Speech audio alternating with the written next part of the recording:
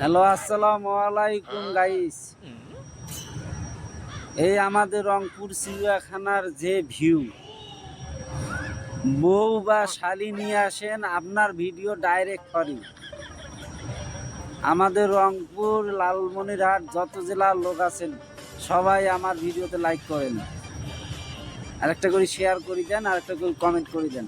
Video আপনার 100% viral হবে।